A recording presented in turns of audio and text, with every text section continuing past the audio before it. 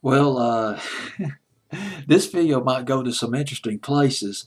Ray Peterson, a Lost 45, a country record. It was written by Red Sofine and Del Noe. It's Noe. Let me bring it up for you on Billboard's Hot 100. Still outsourcing Billboard's Hot 100 September 2nd, 1961. And gosh dog, I don't let me bring it on down for you. Some of the big hits. Again, to put all this in perspective, I Dream of a Hillbilly Heaven by Tex Ritter and Little Sister by Elvis at number 26. It's hauling some butt up, moving up from 61. I Just Don't Understand by Anne Margaret, the actress. She had an affair with Elvis. I read about that. Ooh, boy, they were so close. And there was When We Get Married by the Dream Lovers at number 34. A Little Bit of Soap by the Jermales at number 35. Nag by the Halos. The Halos who sang backup on Curtis Lee's Pretty Little Angel Eyes. But the song I want to talk to you about, if I can bring it up, Missing You by Ray Peterson at number 56. His last top 30 hit. Ray Peterson, Missing You. Ray Peterson, God, boy, this guy had a voice. When I worked at an oldie station years ago, I used to talk about Ray Peterson a little bit. He struggled with polio when he was a kid, and he had a 4-octave voice.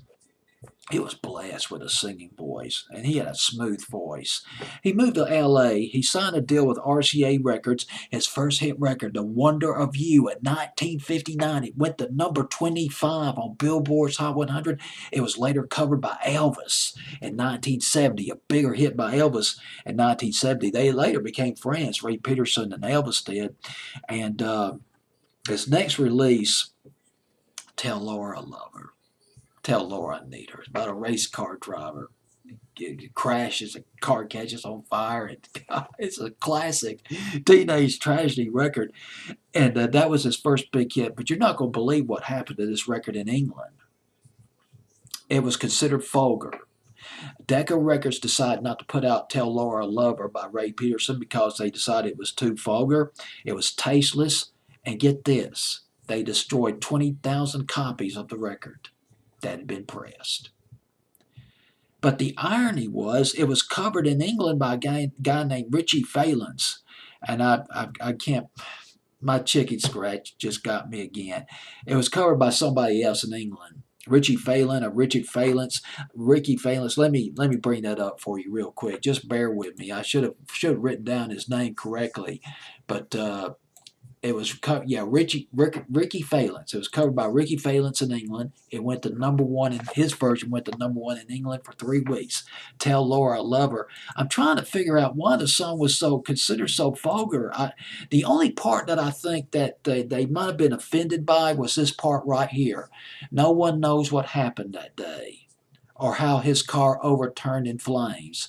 But as they pulled him from the twisted wreck, with his dying breath, they heard him say, Tell Laura I love her. Tell Laura I need her. And that's the only that's the